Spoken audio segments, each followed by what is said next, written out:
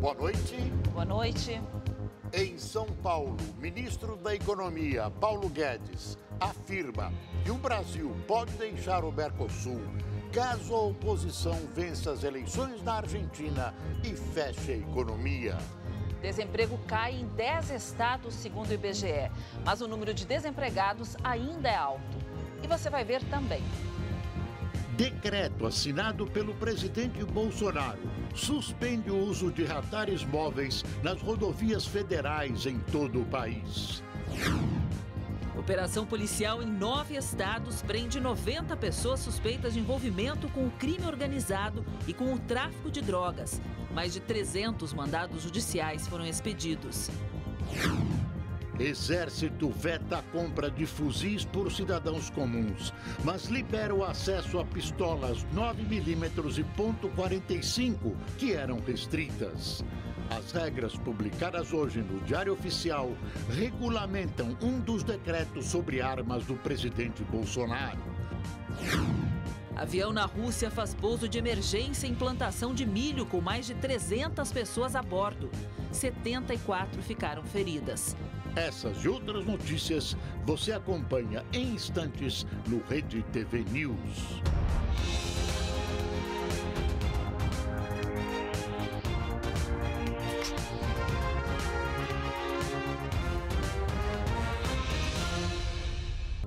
O cronograma de votação da reforma da Previdência no Senado foi adiado em uma semana. A decisão foi tomada devido à pressão da oposição, que argumentava que não deveria ser contado no prazo às segunda e sextas-feiras, quando tradicionalmente não há reuniões da Comissão de Constituição e Justiça. Desta forma, a reforma da Previdência só deve ser votada em segundo turno no plenário da Casa, no dia 10 de outubro. Inicialmente, esta data seria para a promulgação da proposta de emenda à Constituição, ou seja, o dia que ela passaria a valer. Também foi anunciado hoje que a versão inicial do relator da proposta no Senado, Tasso Gereissati, será apresentada na próxima sexta-feira, dia 23.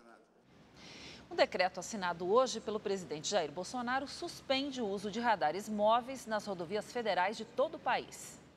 Feriado prolongado em Belo Horizonte, trânsito intenso e, como sempre, flagrantes mostram a imprudência dos motoristas nas estradas. Eu vejo pessoas ultrapassando lugar proibido, eu vejo pessoas andando velocidade muito acima do que deve. Na BR-040, entre BH e Brasília, o motorista precisa redobrar a atenção com o limite máximo de velocidade, que varia entre 60 e 110 km por hora.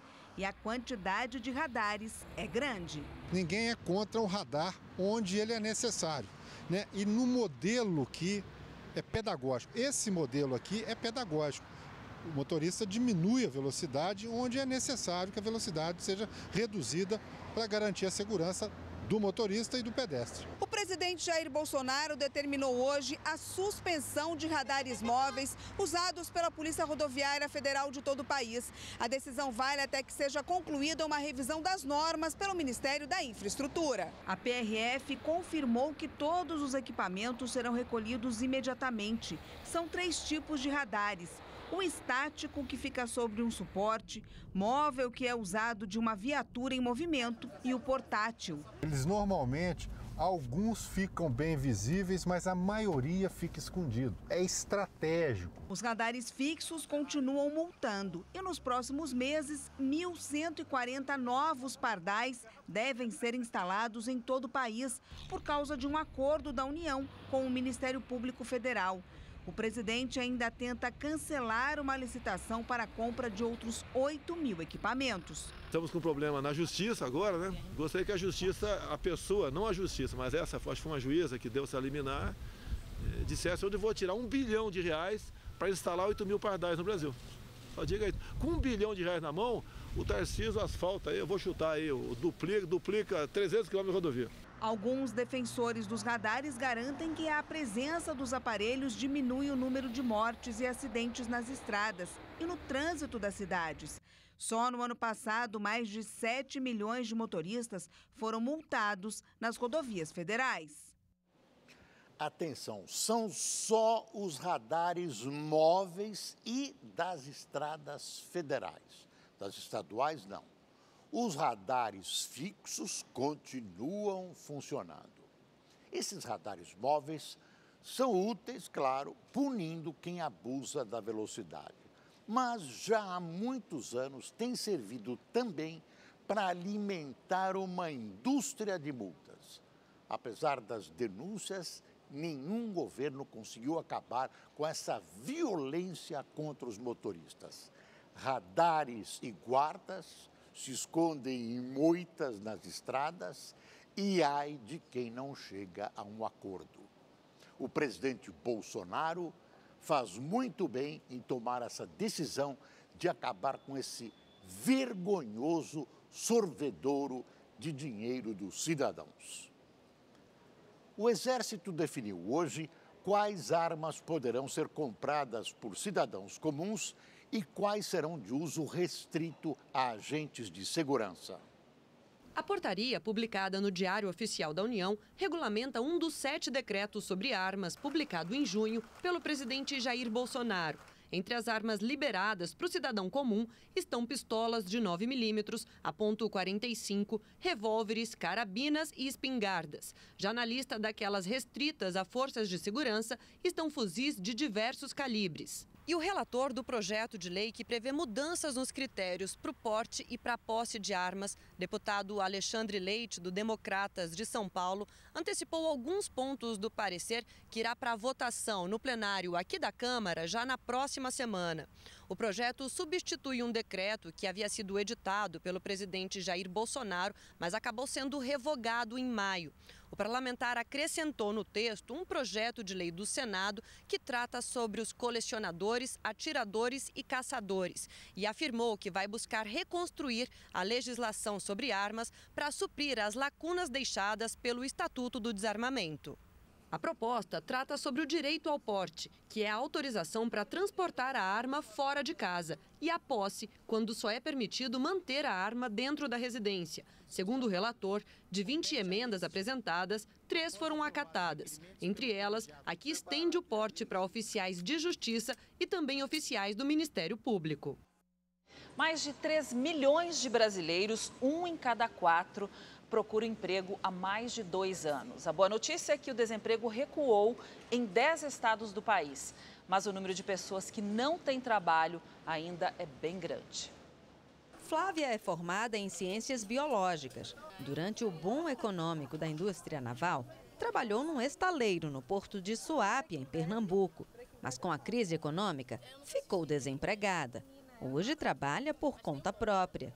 Após eu sair do emprego, e aí eu resolvi unir a minha paixão pela parte geek, a parte de seriado, de desenho, com a parte também de ganhar dinheiro. Casos como o de Flávia, ou seja, de pessoas com nível superior completo, representam 6% dos desempregados, o menor quando a avaliação é pelo nível de instrução. O IBGE apontou ainda que o número de desempregados diminuiu 4,6% nos últimos 3 meses. Mas em um ano houve acréscimo de 196 mil pessoas à procura de emprego há 2 anos ou mais. A pesquisa do IBGE aponta que a desocupação diminuiu em 10 estados brasileiros. Bahia, Amapá e Pernambuco apresentaram os menores índices neste segundo trimestre. A desocupação leva em conta o número de vagas no mercado formal, a informalidade e também os microempreendedores. Mas o desemprego continua alto. Atinge 12,8 milhões de brasileiros. A melhora quantitativa de fato houve, mas aumento do emprego com carteira, aumento dos rendimentos, isso de fato ainda não está ocorrendo. Muito em função, porque atividades importantes que geram maiores salários, que são atividades mais formais, como, por exemplo, a indústria e alguns serviços, não têm sido atividades que têm absorvido tantos trabalhadores. Para este economista, ainda é cedo para avaliar se a economia está se recuperando. Há uma certa reação, sobretudo do lado do mercado de trabalho, que se adapta a essa nova realidade, né, de desemprego. Então, parte dessa mão de obra desempregada está partindo para ser conta própria. Outra parte está aceitando o ajuste, né, na esfera de salários, de rendimentos. É preciso esperar mais um pouco para a gente ver se persiste a queda. Esse recuo do desemprego em 10 estados é muitíssimo positivo, mas ainda não pode ser comemorado como sustentável.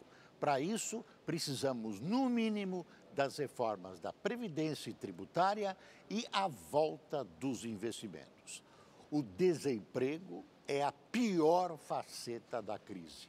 Tira de milhões de pessoas o direito de trabalhar e sustentar dignamente suas famílias. A guerra comercial entre Estados Unidos e China e o temor de uma recessão global continuam atormentando os mercados financeiros. Aqui no Brasil, o Ibovespa fechou o dia com queda de 1,20% a 99.054 pontos. Já o dólar comercial caiu 1,4%, cotado a R$ 3,99.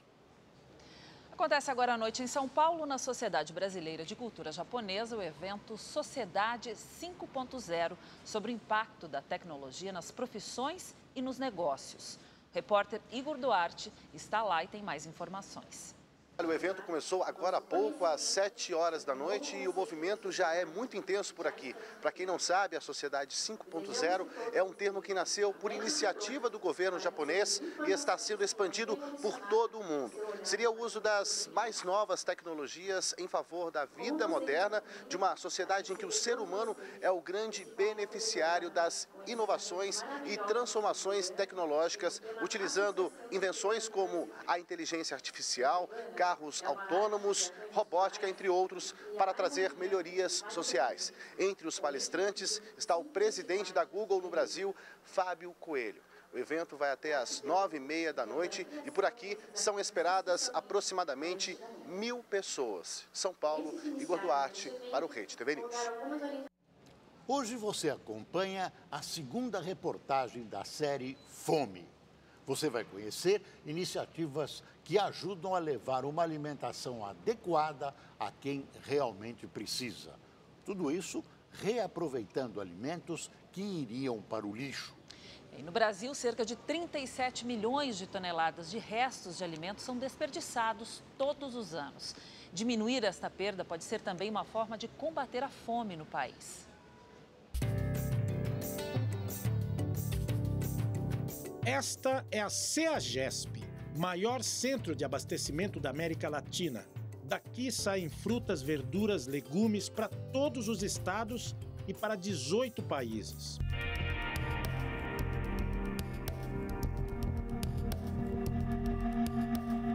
Entre a lavoura e a CEAGESP, de 30% a 40% da produção se perde por causa das condições inadequadas de logística. Por aqui passam 336 mil toneladas de alimentos. Desse total, 7% são desperdiçados dentro da central. Boa parte dessas frutas e verduras vão parar na casa de catadores que aproveitam o desperdício para conseguir a refeição do dia.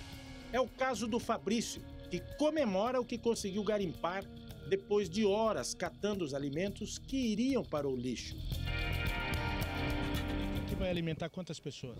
Umas 10 pessoas, hein? Ou para mais ainda. Por quanto tempo? Uns 3 dias. Uma pesquisa feita em 2018 pela Embrapa, empresa brasileira de pesquisa agropecuária, em parceria com a Fundação Getúlio Vargas, mostra que uma família com 3 pessoas desperdiça 128 quilos de alimentos por ano no Brasil. Individualmente, cada brasileiro descarta cerca de 41 quilos. Os produtos mais desperdiçados são arroz, carne, feijão e frango. O leite, que é considerado um alimento importante, principalmente para crianças, também está na lista. Em um país onde mais de 5 milhões de pessoas não têm o que comer, evitar a perda de alimentos pode ser um primeiro passo para combater a fome. Pensando nisso, a CEAGESP criou um banco de alimentos. Cerca de 1% de tudo o que passa pela central vem parar aqui. Os permissionários mandam para cá tudo o que não conseguem vender. Todo produto que chega aqui no Banco CEAGESP de Alimentos passa primeiro por uma seleção criteriosa. É o caso desse melão e também desse mamão. Eles já foram selecionados e estão em condições de serem consumidos. Já esse outro mamão aqui perdeu completamente seu valor nutricional e certamente vai ser descartado. Aqui, frutas, legumes e verduras são doados para 257 entidades e instituições. É um prazer muito grande, né? É muito gratificante você saber que você está conseguindo levar à mesa dessas pessoas esses alimentos e para eles tentarem, para não passar fome, né? E é muito gratificante isso. Deixamos a CEAGESP e agora estamos em Osasco, na região metropolitana de São Paulo. O caminhão sai do SESC e percorre as ruas num dia frio e chuvoso. E chega a um supermercado na zona oeste de São Paulo. Aqui, a meta também é reaproveitar. Ele vai recolher alimentos doados por esta rede, que já doou 18 toneladas em 2 meses. A importância realmente é unir os doadores que têm esses alimentos em condições de consumo e prazo de validade, que tem esse alimento que ele não vai ser vendido, que ele perdeu o valor comercial, e unir esse doador às instituições que receberão esses alimentos. Depois de recolher os alimentos doados, o caminhão parte rumo a outro endereço, o Educandário Dom Duarte, na zona oeste de São Paulo. Aqui funciona a Liga Solidária, uma organização sem fins lucrativos que serve 10.000 refeições por dia para pessoas carentes. Hoje nós temos macarrão à carbonara, uma carne ao molho argentino, arroz, feijão e salada de pepino e salada de feijão fradinho. É dessa forma que este trabalho espera educar as novas gerações para que no futuro o desperdício de alimentos seja apenas uma lembrança bem distante em um país onde muitas pessoas ainda enfrentam dificuldades para poder se alimentar adequadamente.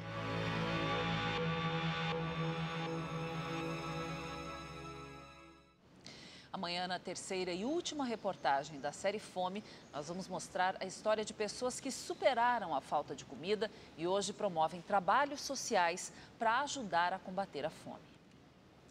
A Câmara dos Deputados aprovou o projeto que define o que é abuso de autoridade. O texto prevê até prisão para aqueles que descumprirem a lei. Servidores públicos, policiais, parlamentares, militares, governadores, prefeitos, procuradores e juízes são alguns dos profissionais que poderão ser enquadrados na lei de abuso de autoridade. Segundo o projeto, pode ser considerado abuso decretar prisão sem bases legais, não dar habeas corpus ou relaxar a prisão quando couber outras medidas cautelares, decretar condução coercitiva quando o investigado não tiver sido convocado a depor anteriormente, fazer prisão ou busca em situações em que não haja flagrante ou mandado judicial, constranger ou expor uma pessoa presa, divulgar gravação que não tenha vínculo com a prova pretendida, obter provas de forma ilícita e manter presos de ambos os sexos na mesma cela. Nesses casos, a pena é de prisão de 1 a 4 anos e multa. Outras punições incluem a indenização à pessoa prejudicada, perda do cargo ou função pública e o impedimento de voltar a ocupar o posto pelo período de 1 a 5 anos. A proposta causa polêmica desde que foi aprovada no Senado, em maio de 2017. E na noite de ontem, na Câmara, não foi diferente. Muitos deputados queriam adiar a votação, o que não foi feito. Depois disso, o texto foi aprovado em votação simbólica, ou seja, sem que cada parlamentar declarasse como votou. Um pedido para que a votação fosse nominal foi negado pelo presidente da Casa, Rodrigo Maia. Na hora que eu cantei, não tinha 31 braços levantados. Peguem o vídeo e olhem. Eu estou aqui em cima, estou olhando. Se tivesse, eu teria dado a votação nominal. Não há problema de votação nominal nenhum aqui. Senhor presidente, pede a conferência no vídeo, então, por gentileza. Pode pedir, deputado. Pode pedir, deputado. Pode pedir. O fato da votação ter sido simbólica protege muitos deputados que apoiavam o texto, mas não queriam se expor às críticas, principalmente da parte do eleitorado, que é defensora da Operação Lava Jato. Essa proposta é muito criticada por limitar investigações e por ser uma retaliação dos políticos aos integrantes do Judiciário judiciário que vem trabalhando no combate à corrupção. No Twitter, o procurador Deltan Dallagnol, coordenador da Força Tarefa da Lava Jato em Curitiba, repudiou a aprovação da matéria. Ele fez uma comparação com a Operação Mãos Limpas da Itália e disse que lá várias leis foram aprovadas para garantir a impunidade a poderosos. Em nota, o ministro da Justiça, Sérgio Moro, que foi o responsável por várias condenações da Lava Jato quando era juiz, disse que o governo vai examinar o texto, que ninguém é favorável a abusos, mas que a proposta não pode prejudicar a atuação de juízes, procuradores e policiais. Para começar a valer, o texto precisa ser sancionado pelo presidente Jair Bolsonaro, o que inclui um parecer técnico do Ministério da Justiça. Já se fala sobre a possibilidade de veto de alguns temas, como o trecho que proíbe o uso de algemas em presos que não ofereçam riscos. Os deputados da bancada da bala alegam que o artigo prejudica o trabalho dos policiais. Perguntado sobre o assunto, Bolsonaro desconversou. Vai chegar, já foi aprovado agora, vem para nós aqui. Não chegou, foi votar ontem à noite. Eu nem sei que hora cheguei ontem à noite em casa, não sei. Eu nem sei o que eu fiz ontem, fui no Piauí. Já o presidente da Câmara descartou a necessidade de mudanças e a possibilidade de questionamentos ao Supremo Tribunal Federal. Eu não acho que vai judicializar, porque esse texto, até mais do que o nosso, né, o que foi de origem da Câmara, ele foi articulado pelo Senado junto com os servidores de todos os poderes, e ele é mais democrático. Mas, contrariando a expectativa de Maia, o Partido Novo recorreu ao STF. A legenda quer que a sessão seja anulada e uma nova votação, desta vez nominal, seja realizada. No vídeo ficou muito claro que mais do que 31 deputados levantaram suas mãos. Então, agora a gente vai esperar o pronunciamento do Supremo Tribunal Federal e esperamos que a gente possa, em momento oportuno, refazer a votação desse projeto de lei por meio de verificação nominal. Esse projeto, aprovado pelo Congresso, às escondidas, é um verdadeiro lixo, uma latrina legal, Favorece a corrupção em todos os sentidos, inibindo a ação das autoridades. É, obviamente, uma retaliação contra a Lava Jato, que pela primeira vez na história está livrando o Brasil de boa parte de suas elites corruptas entre funcionários, políticos e empresários. O presidente Bolsonaro, eleito em nome do combate à corrupção, tem uma excelente oportunidade de vetar essas verdadeiras fezes e evitar que a história da Lava Jato termine com os bandidos prendendo os mocinhos. O ministro Gilmar Mendes suspendeu o processo da Lava Jato no Rio de Janeiro. As ações deverão ficar paralisadas até que o Supremo Tribunal Federal julgue se restringe o compartilhamento de informações do Conselho de Controle de Atividades Financeiras, o COAF, previsto para novembro. A decisão atende a um pedido do ex-funcionário do DER do Rio, Lineu Castilho Martins, réu em processo da Operação Cefini, que apura se houve pagamento de propina em obras do Estado. O ministro da Economia, Paulo Guedes, disse que o Brasil pode deixar o Mercosul se a oposição vencer as eleições na Argentina em outubro e fechar a economia. O ministro deu a declaração durante um evento em São Paulo com empresários e investidores. Se a Cristina para que você fechar, quando fechar a gente sabe aí no sul, vamos embora, não abre qualquer jeito. Mas se ela quiser ficar aberta, beleza. Bem-vindo, se você quer ir agora, foi lá. É simples como isso. Nós sabemos o que nós temos que fazer. Em novo interrogatório da Lava Jato, o ex-governador do Rio de Janeiro, Sérgio Cabral, do MDB, admitiu ter recebido propina em obras realizadas pelo Departamento de Estradas e Rodagens. Segundo Cabral, a obra foi realizada pela União Norte, que pagou propina ao ex-governador. Sérgio Cabral foi interrogado pelo juiz Marcelo Bretas, que conduz os julgamentos da Lava Jato no Rio de Janeiro, e admitiu ter recebido propina entre 2008 e 2014. Confirmo o recebimento de valores indevidos, tanto para campanhas eleitorais quanto para benefício pessoal. Não quero aqui discutir se foi o valor exato aqui, 18, ou 17, ou 16, eu não tenho essa precisão. Segundo o Ministério Público Federal, a propina recebida por Cabral chegou a 17 milhões de reais. A obra foi feita em 2014 após a saída dele do governo, mas Cabral afirmou que o pedido foi feito em 2013, quando ele ainda era governador.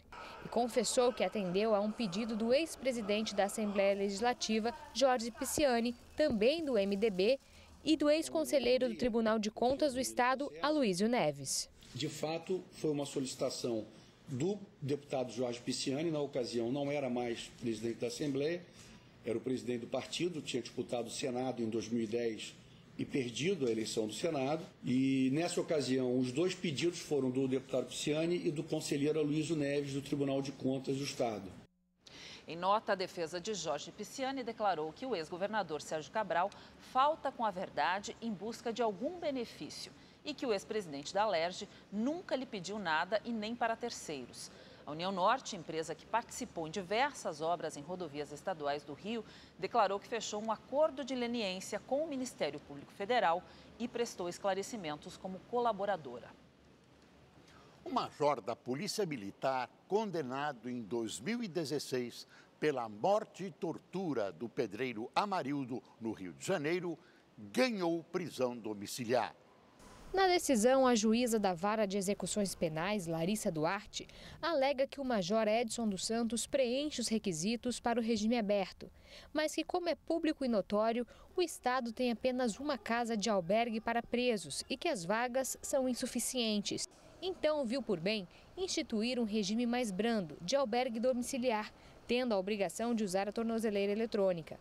O major foi condenado a 13 anos de prisão pela tortura seguida de morte do ajudante de pedreiro Amarildo de Souza.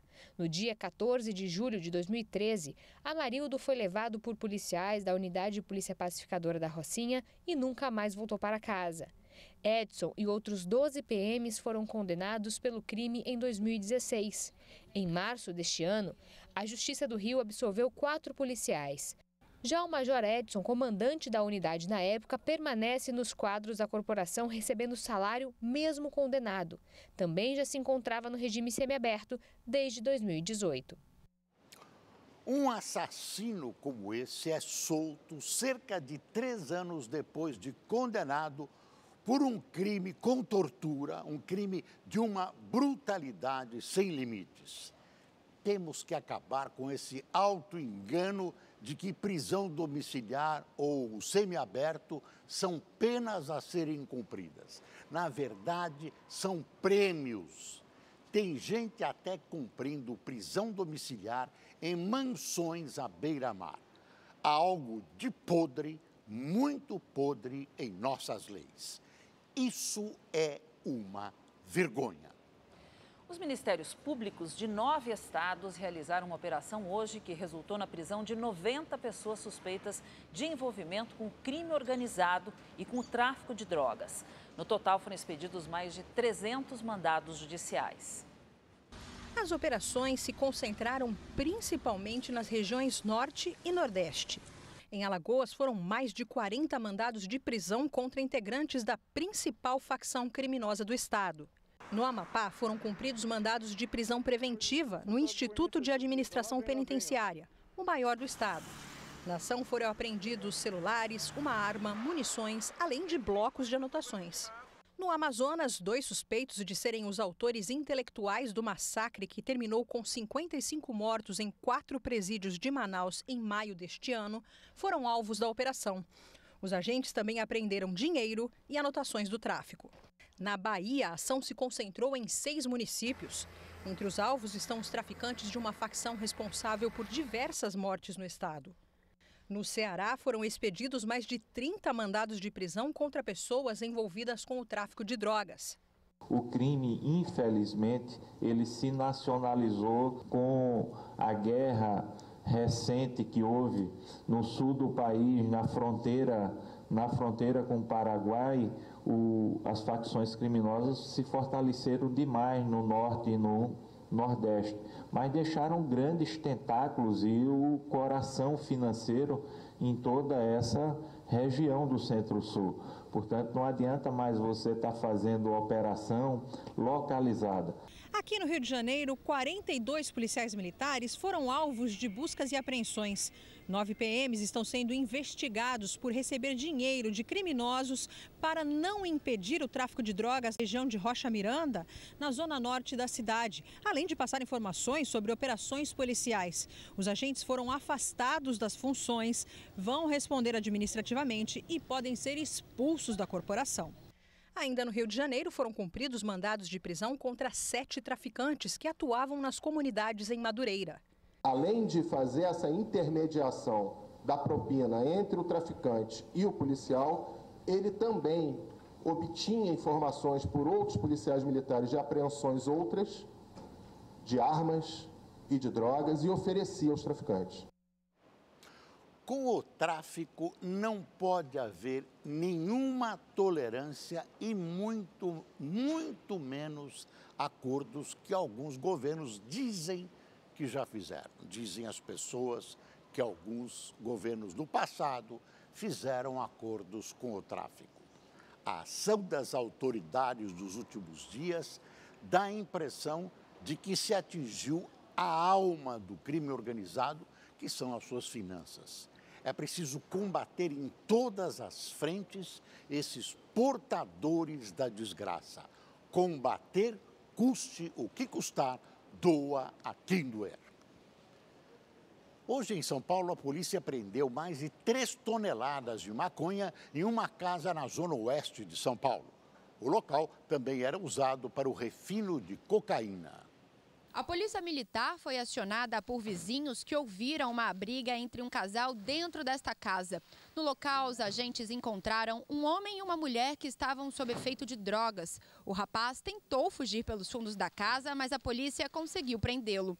Desconfiados com a história, os policiais entraram na residência e encontraram um quarto com cerca de 3 toneladas de maconha, 5 quilos de pasta base de cocaína e 50 mil unidades de êxtase. O princípio era um chamado corriqueiro, né, dentro do 90 da Polícia Militar, várias reiterações de uma briga entre casal. Ao chegar aqui, depararam com o casal brigando realmente, né, a menina já toda ensanguentada.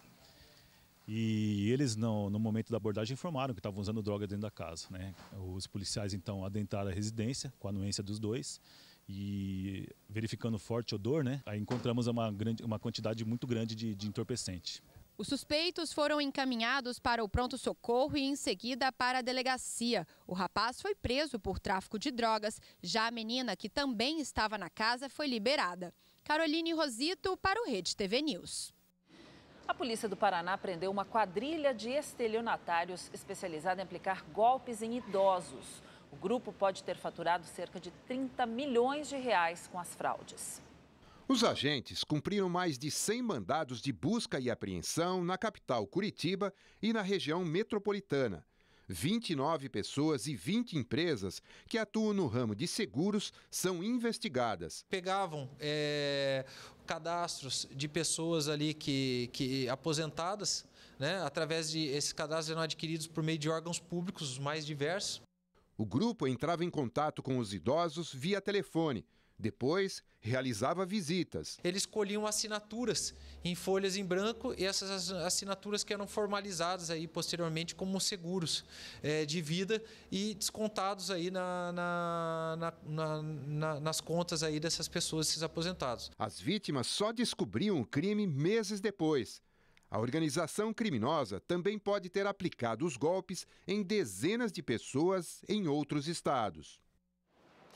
O hospital que levou 20 milhões de reais e está pronto desde 2014, até hoje não foi entregue à população. O projeto tem quase 30 anos. A equipe do Rede TV News foi até Itapipoca, no interior do Ceará, para mostrar esse descaso com a saúde. Uma obra grandiosa. 165 leitos, 25 deles de UTI, centro obstétrico, centro cirúrgico, ambulatórios, internação pediátrica e UTI neonatal. Uma estrutura que poderia atender milhares de pacientes de Itapipoca e cidades vizinhas a 130 quilômetros de Fortaleza. Eu me entristeço muito, porque um hospital com um porte desse daí é de grande valia para o município, do tamanho do nosso, né? Onde as pessoas têm que se destacar para Fortaleza, para outros lugares, quando tem que fazer um atendimento que poderia ser feito aqui. O Hospital Regional de Itapipoca está pronto desde 2014. Custou 20 milhões de reais com recursos do governo federal. O Estado bancou mais 1,8 milhão em obras de infraestrutura. E todo esse dinheiro até agora foi em vão.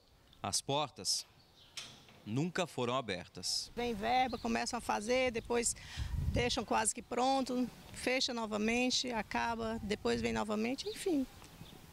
Sempre assim, né? O projeto foi aprovado em 1992, quando a moeda no Brasil ainda era o cruzeiro. A verba veio do Fundo Nacional de Saúde. O hospital pertence à Fundação Amadeu Filomeno, uma ONG que tem como fundador o deputado federal pelo Ceará, Aníbal Gomes, hoje filiado ao DEM. A fundação foi citada em 2 CPIs no Congresso.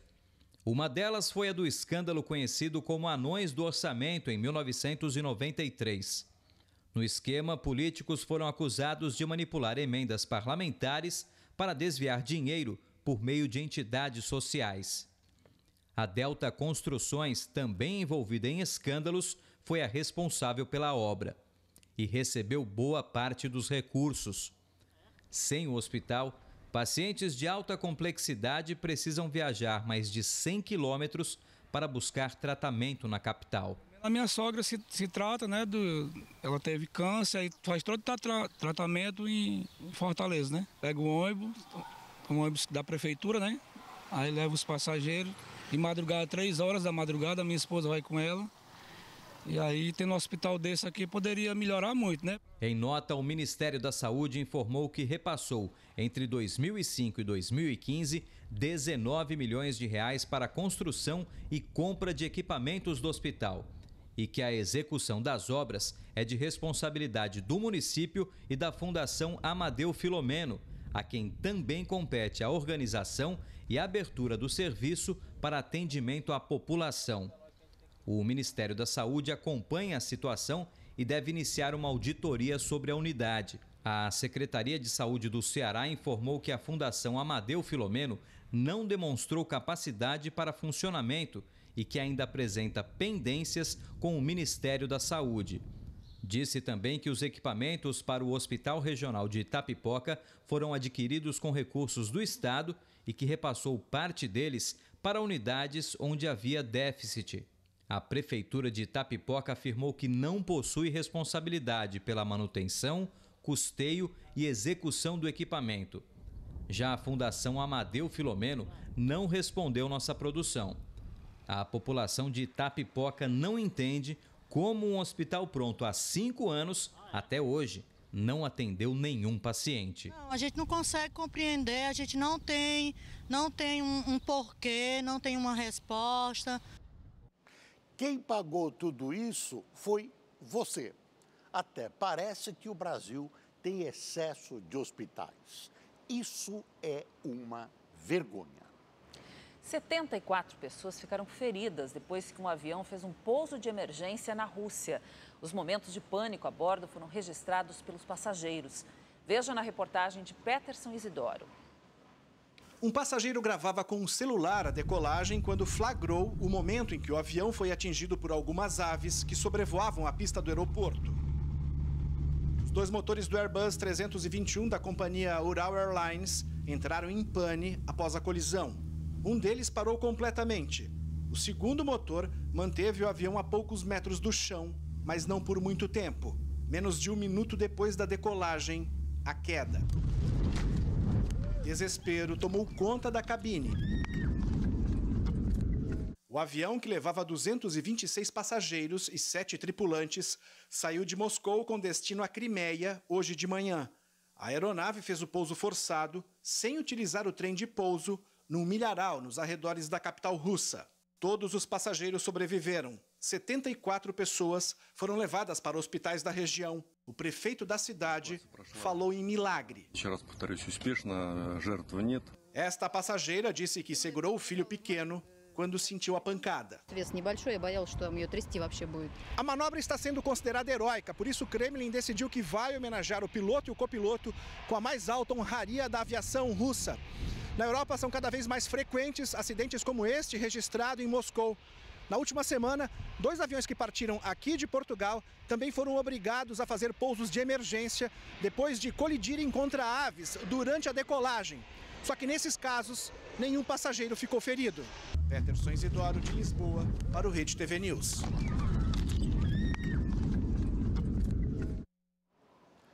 A maior crise política que afeta Hong Kong nos últimos 20 anos agora dá sinais que apontam para uma crise econômica. Como reação, o governo apresentou hoje renúncia de impostos e um pacote de investimentos para tentar conter o problema. Os detalhes com o correspondente Marcelo Spíndola. Um dos centros financeiros mais importantes do mundo, Hong Kong, chega à 10ª semana seguida de protestos com perspectiva de redução do PIB. A estimativa anterior apontava um crescimento entre 2% a 3%, hoje entre 0% e 1%. O turismo também foi afetado, com centenas de voos cancelados, e as vendas no varejo caíram 6,7% desde que as marchas pela liberdade ganharam as ruas há 2 meses. Para tentar conter um dano ainda maior, o secretário de Finanças da cidade anunciou hoje um conjunto de medidas. 1.300.000 cidadãos vão ter isenção de impostos e o governo vai aplicar 2,4 bilhões de dólares em um aumento de pensão para os idosos, pessoas de baixa renda e pais de crianças em idade escolar, além de fornecer subsídios para pequenas empresas.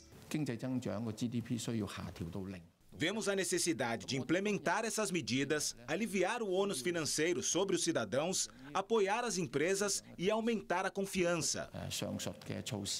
O status de Hong Kong de região administrativa especial tem beneficiado a China. Dá ao país a condição de aceitar grandes investimentos e negócios com empresas internacionais sem abrir muito o mercado. Segundo a Secretaria de Finanças, em 2016, 61% dos investimentos estrangeiros a Pequim se deram através de Hong Kong, cerca de 82 bilhões de dólares.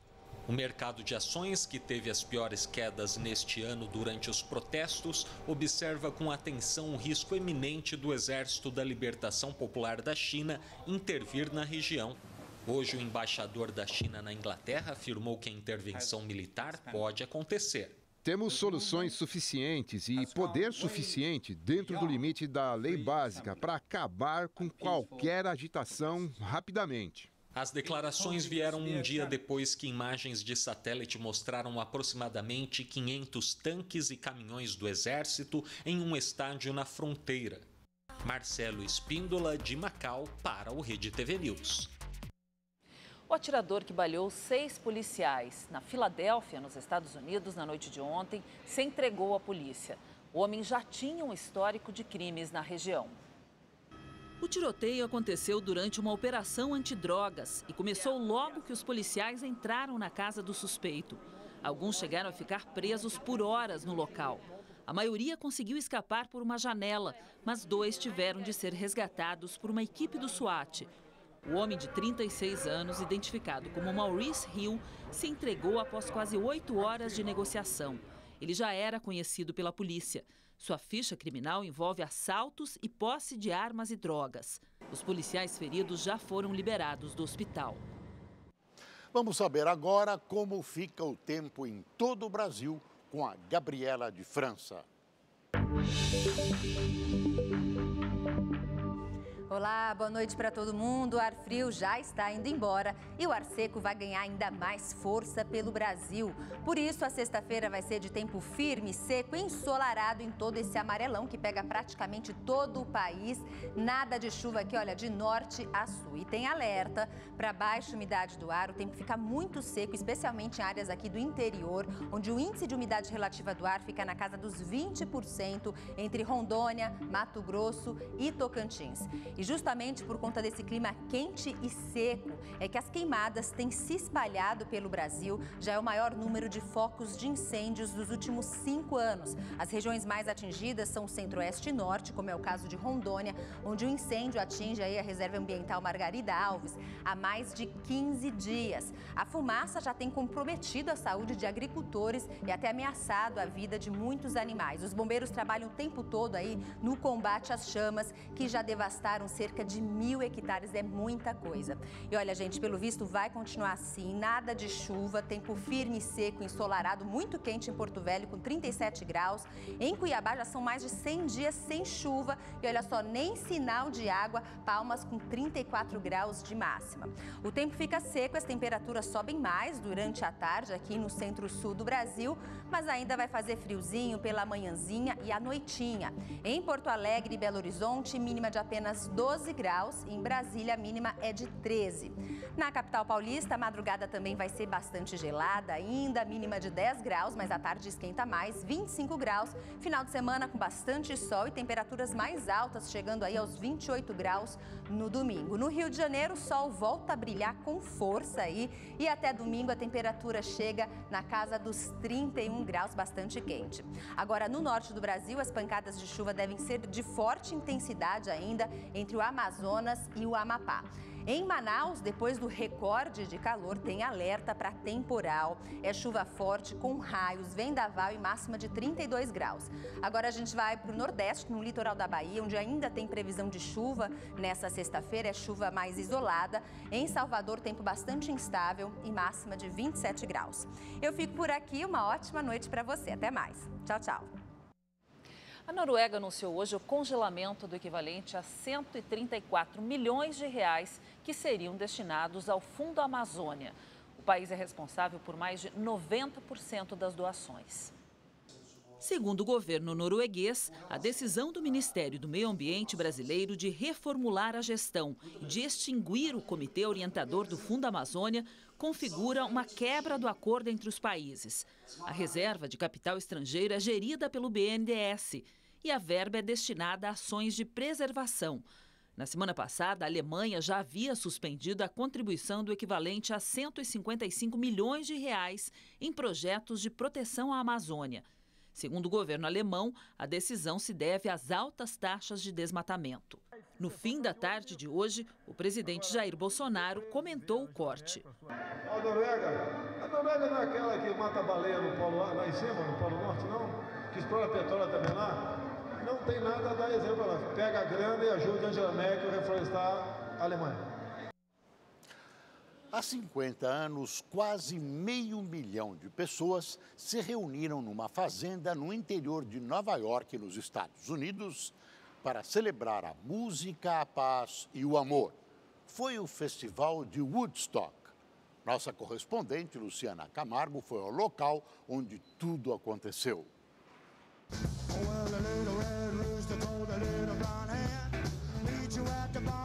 Eles só queriam paz e amor. Em 1969, os americanos viviam a pressão da Guerra do Vietnã.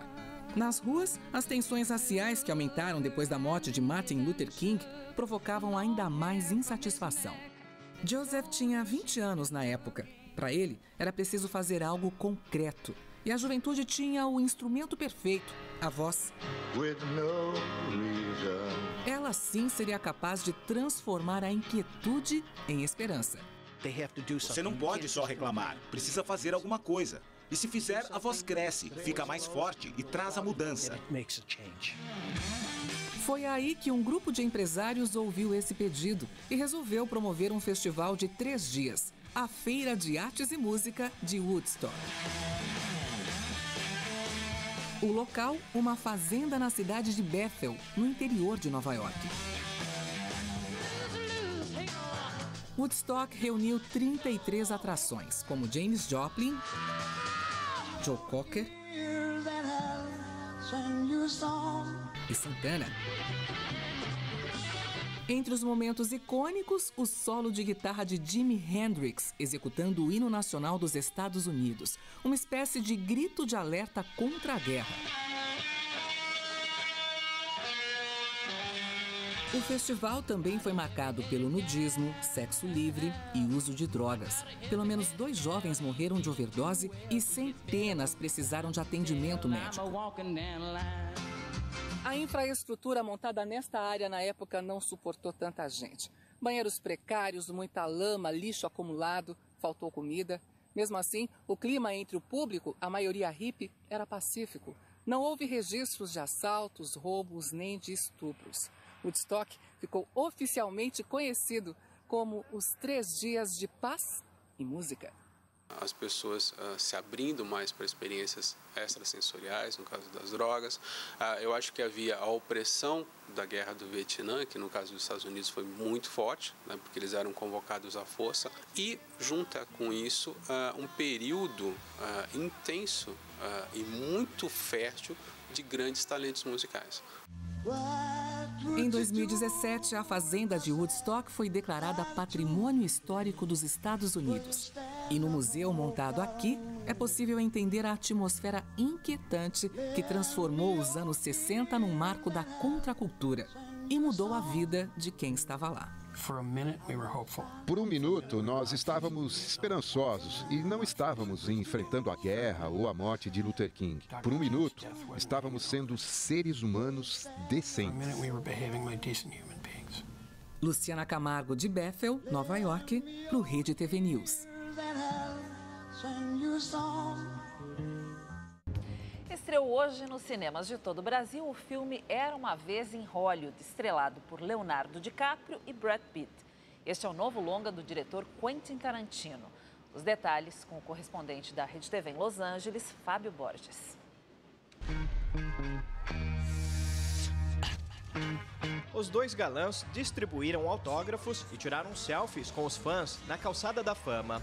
A multidão se aglomerou em frente à estrutura montada para o lançamento mundial de Era Uma Vez em Hollywood. O filme é ambientado nos anos 60. Na trama, Leonardo DiCaprio interpreta um ator em crise na carreira. Já o personagem de Brad Pitt dá vida ao dublê e amigo do astro em decadência. It's official, old buddy. Leonardo DiCaprio diz que o longa mostra a indústria do cinema pela perspectiva de 2 profissionais que não conseguem se enquadrar no novo perfil de Hollywood. A trama mostra a transição de Hollywood para a cultura hip. O meu personagem e o do Brad são frutos dos anos 50. São caras sem emprego.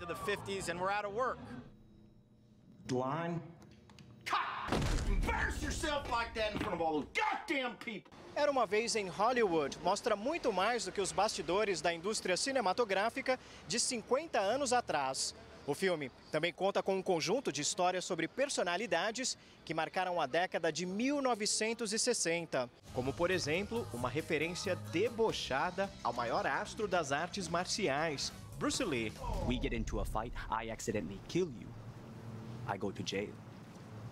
Anybody accidentally kills anybody in a fight, they go to jail. It's called manslaughter. Margot Robbie interpreta Sharon Tate, atriz que foi assassinada por membros do culto liderado por Charles Manson. O crime mostrado nas telonas, no entanto, tem uma versão imprevisível. Você nunca sabe o que esperar dos filmes de Tarantino, e esse não é uma exceção. É uma jornada selvagem e inesperada. O cineasta Quentin Tarantino escreveu, produziu e dirigiu essa fábula, que mostra o final dos anos dourados de Hollywood. Eu faço filmes para o público. Eu faço filmes que provocam a reação dos espectadores.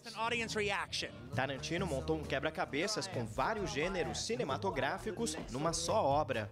É o que explica o ator Brad Pitt. Tem um pouco dos filmes Jack Brown, Pulp Fiction, Bastardos Inglórios e Django Livre. É como se tudo estivesse acumulado. É maravilhoso. That was the best acting I've ever seen in my whole life. Fábio Borges, de Hollywood, para o Rede TV News. You're Rick Dalton.